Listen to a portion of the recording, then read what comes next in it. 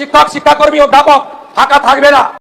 তো এর আগে রাজ্য সরকারের আমলে একটা আবাস উঠে এসেছিল, এসএলএসটি 3 হয়তো আসছে, ঠিক আছে। তো একটা গুরুত্বপূর্ণ আপডেট রয়েছে নতুন, আশা করি আমরা জানি। রাজ্য বাজেটে কিন্তু বড় ঘোষণা করেছেন অর্থমন্ত্রী, রাজ্য বাজেটে কিন্তু বড় ঘোষণা করা হয়েছে, আশা করি আমরা জানি। মোটামুটি 1 লক্ষ শূন্যপদ, ঠিক আছে। তো এখানে আপনাদের 50,000 শূন্যপদ রয়েছে শিক্ষক ও শিক্ষক কর্মী, এখানে সিডি পোস্ট রয়েছে। তো আরও বিভিন্ন দপ্তরে কিন্তু নিয়োগ করা হবে। তো নেক্সট ভিডিওতে আমরা আলোচনা করব কোন কোন দপ্তরে নিয়োগ হতে পারে ফিউচার। তো এসএসসি 3rd এসএলএসটি একটা গুরুত্বপূর্ণ আপডেট, এবং এসএসসি 2nd এসএলএসটি ফ্রেশারদের অনেক কিছু দাবি রয়েছে। এর আগেও কিন্তু অনেক দাবি দেওয়া ছিল, আবার কিন্তু ফের নতুন দাবি উঠে আসছে, একটা গুরুত্বপূর্ণ আপডেট রয়েছে। তো মুখ্যমন্ত্রীর এবার কিন্তু বড় সিদ্ধান্ত নিয়োগে, ঠিক আছে। তো অবশ্যই ভিডিওটি গুরুত্বপূর্ণ হতে চলেছে, ভিডিওটি সম্পূর্ণ দেখুন, শেষ পর দেখুন।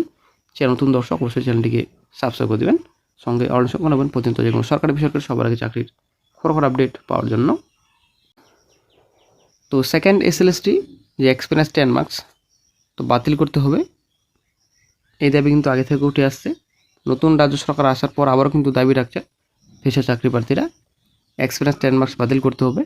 এবং এসএলএসটি 225-এর যে ওএমআর পাবলিশ করতে হবে, ঠিক আছে। ওএমআর কিন্তু সবার জনসমক্ষে আনতে হবে, এটা কিন্তু পরিষ্কার। তারপরে যে রয়েছে আপ টু ডেট ভ্যাকেন্সি বৃদ্ধি করতে হবে, ঠিক আছে, ভ্যাকেন্সি বাড়ানো দরকার। এর আগে রাজ্য সরকার আমলে দাবি করা হয়েছিল 1 লক্ষ শূন্যপদের সংখ্যা বাড়াতে হবে, ঠিক আছে। তো শূন্যপদ কিন্তু বাড়েনি, শূন্যপদ আবার কিন্তু কমেছে, ঠিক আছে। তো শিক্ষামন্ত্রী কিন্তু এর আগে বলেছিলেন যে এই বিষয়ে মুখ্যমন্ত্রীর সঙ্গে আলোচনা করবেন, কিন্তু ভ্যাকেন্সি না বেড়ে ভ্যাকেন্সি কিন্তু কমে গেছে, সবথেকে ব্যাড লাগছিল ফ্রেশার চাকরি প্রার্থীদের। তো তারপর এদিকে আপনাদের স্বচ্ছভাবে নিয়োগ করতে হবে, এটা কিন্তু পরিষ্কার। যদিও নতুন রাজ্য সরকার স্বচ্ছ নিয়োগ করবেন, এটা কিন্তু পরিষ্কার বলছেন। তো নতুন রাজ্য সরকার কিন্তু পরিষ্কার বলছেন যে কোনো রকম রিক্রুটমেন্ট বোর্ডে কোনো রাজনৈতিক নেতা বা মন্ত্রী থাকবে না, এটা কিন্তু পরিষ্কার বলছেন, ঠিক আছে। কিংবা যে কোনো রিক্রুটমেন্ট যে রয়েছে, রিক্রুটমেন্টে কোনো রকম রাজনৈতিক ব্যক্তি থাকবে না, এটা কিন্তু পরিষ্কার মুখ্যমন্ত্রী বলছেন। যেমনটা আগে আমরা দেখেছি যে এসএসসিতে পলিটিক্যাল ব্যক্তি, পিএসসিতেও পলিটিক্যাল ব্যক্তি, এবং ডব্লিউবিসিএসসিতেও পলিটিক্যাল ব্যক্তি। তো এই হচ্ছে ব্যাপার, কোনো রকম পলিটিক্যাল ব্যক্তি কিন্তু রিক্রুটমেন্ট বোর্ডে থাকবেন না, পরিষ্কার বলছেন মুখ্যমন্ত্রী। রিক্রুটমেন্ট বোর্ডে কোনো পলিটিক্যাল অ্যাপয়েন্টমেন্ট হবে না। তো রাজ্য বাজেট হওয়ার পর মুখ্যমন্ত্রী কিন্তু অনেক কিছু কথা বলেছেন, যে রাজ্যে কিন্তু স্বচ্ছ নিয়োগ হবে, ঠিক আছে।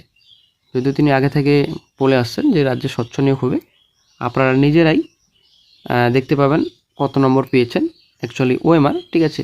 এই যে ওএমআর রয়েছে, ওএমআর পাবলিশ করা হবে, প্লাস এদিকে আপনাদের ওএমআর যে কার্বন কপি রয়েছে আপনারা বাড়িতে নিয়ে আসতে পারবেন, ঠিক আছে। একটা জমা দেবেন সেন্টারে এবং একটা আপনারা বাড়িতে নিয়ে আসতে পারবেন, এটা কিন্তু পরিষ্কার বলছেন রাজ্যের মুখ্যমন্ত্রী মাননীয় শুভেন্দু অধিকারী, ঠিক আছে। যেমন কপি পাবেন ওএমআর 1 কপি বাড়ি নিয়ে যাবেন।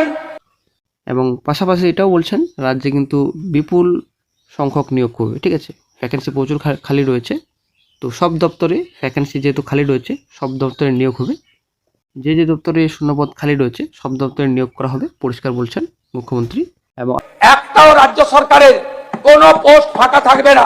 আগে থেকেও কিন্তু তিনি একথাই বলে আসছেন যে এই যে ইন্টারভিউ রয়েছে মোটামুটি 10 নম্বর প্লাস কোনো কোনো রিক্রুটমেন্টে 20 নম্বর রয়েছে ভাইভাতে, সেটা কিন্তু কমিয়ে 5 নম্বর করা হয়েছে, ঠিক আছে, করা হবে ফিউচারে।